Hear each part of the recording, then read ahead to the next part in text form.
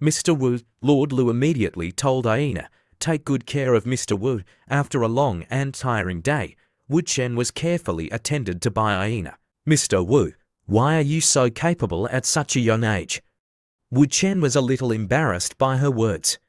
"It's just that I was lucky enough to obtain some important information and know how to use it. Is there something you want to tell me?" Aina said quickly, No, Mr. Wu, are you done showering? Let's go to bed."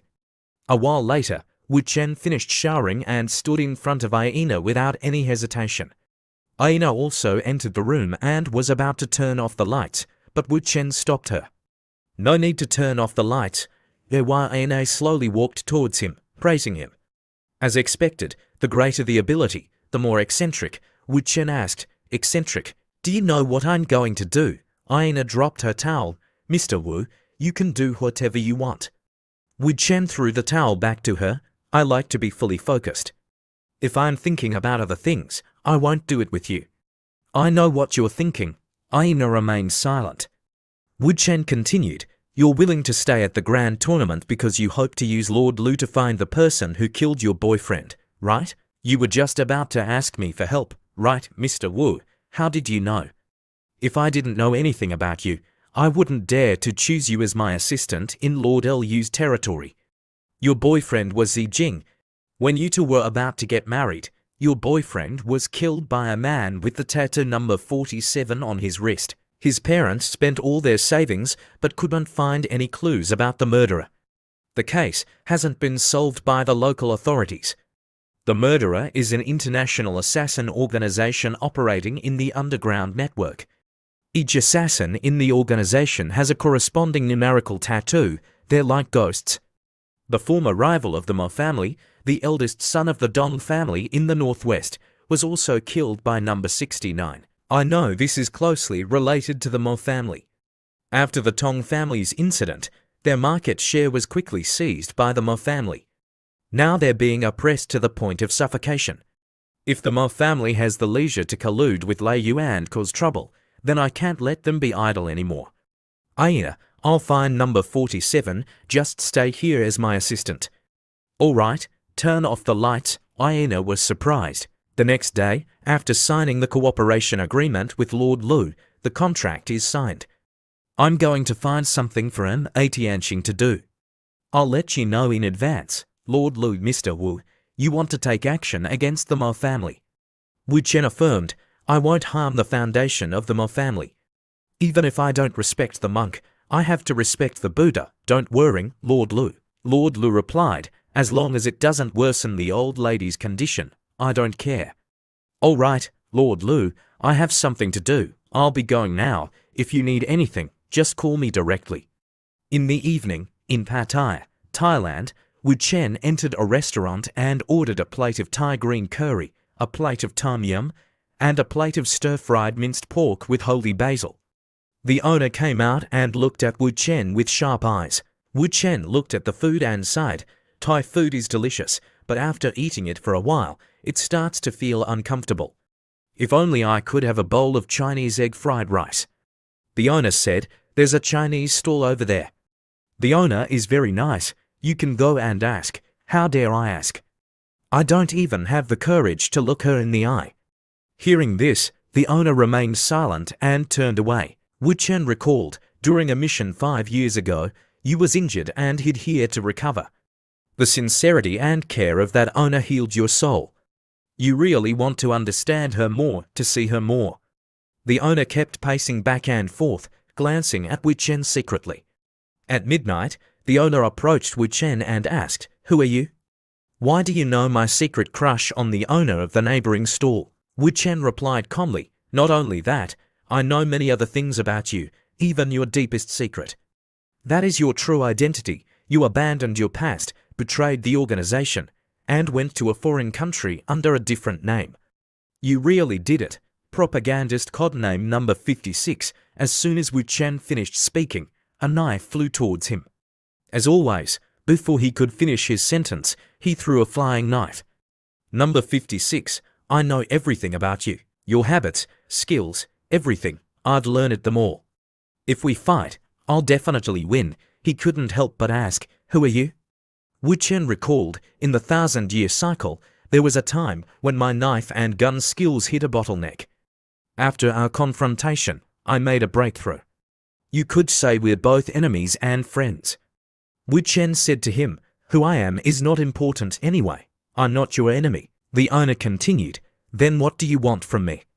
Codenamed Number 47, he also left the organization, right? Tell me, where is he now?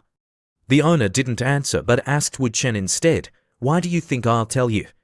Wu Chen replied confidently, because you left the organization for peace, but Number 47 is a psychopath with antisocial personality disorder. When on a mission, besides the target, anything that displeases him, whether it's a dog or a cat, he'll kill it. He must hate the few rules that hinder him. He chose to leave because he wants to kill more freely.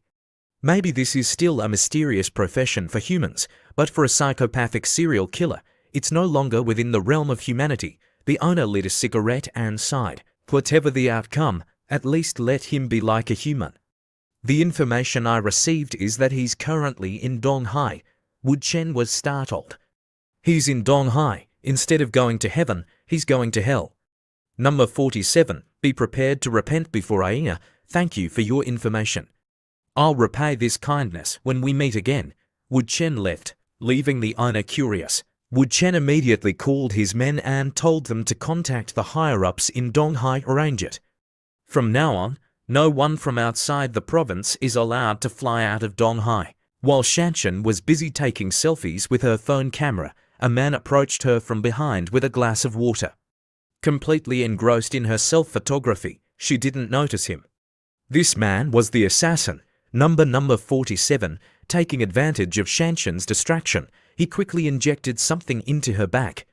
Suddenly, Shanshan's phone rang, interrupting her photoshoot. XIN, it's your mom's phone. Shanshan walked over to the poolside and handed the phone to Shinshan. Mom, I'm not coming home today. Sister Shanshan is visiting me, and I want to stay and play with her for 2 more days. I'm a grown-up now, don't worry. After finishing the call, Shinshan pleaded with Shanshan, Sister Shanshan, let's swim 2 more laps. However, Shanshan declined, let's not swim anymore. Let's go get something to eat. As soon as she finished speaking, Shanshan suddenly collapsed, causing Shinshan to scream in fear. Sister Shanshan, what's wrong with you? XIN immediately climbed out of the pool and rushed to Shanshan's side. Sister, what's wrong? Don't scare me. Shinshan cradled Shanshan's head and shook her gently, calling her name repeatedly, but Shanshan remained unconscious. Unaware of the impending danger, Shinshan was oblivious to the assassin lurking behind her, syringe in hand. However, before he could act, Wu Chen grabbed his arm, disarming him and sending the syringe clattering to the ground. Still haven't given up, number 47. Shinshan, seeing Wu Chen, cried out, Teacher, teacher, her eyes were wide with fear. Number 47 growled and pulled out a knife. Who are you? Do you want to die? But Wu Chen easily subdued him. Struggling is futile. Number 47, come with me. Wu Chen twisted number 47's arm, restraining him. The assassin cursed incessantly, damn you, you bastard. The more he struggled, the tighter Wu Chen's grip became. Caught off guard, number 47 screamed like a wild animal, his eyes wide and terrifying. Knowing escape was impossible, he asked Wu Chen, no one has ever been able to track me. Who are you? Wu Chen smiled but didn't answer, leaving him to wonder. You have no right to ask. The only thing you can do is await the judgment of fate. Half a day later, at Lord Lu's base, Wu Chen brought number 47 to Aina. Seeing the murderer who killed her fiancé, Aina trembled with rage. Zijing was such a kind and gentle person. Why did you kill him? In response to a YINAS question, number 47 replied calmly, knife at my hip, name on my hand, human life is as cheap as pigs and dogs. It's just killing, does it need a reason? A YINAS body shook with anger as she remembered her fiancé who died unexpectedly on their wedding day. Tears streamed down her face. Wu Chen asked Aina, have you thought about how to take revenge? Aina replied, I've thought countless times about how to torture him if I caught him. But Zijing wouldn't want me to become like that. I'll leave it to the police to let him face the punishment of the law. Hearing the mention of the police, number 47 suddenly went into a frenzy. Hand me over to the police. I've hated the police since I was a child. Damn it, kill. His eyes were bloodshot, the pupils constricted, leaving only a cloudy white. The mention of the police triggered a deep-seated trauma. The police must die. All police must die. In his memory,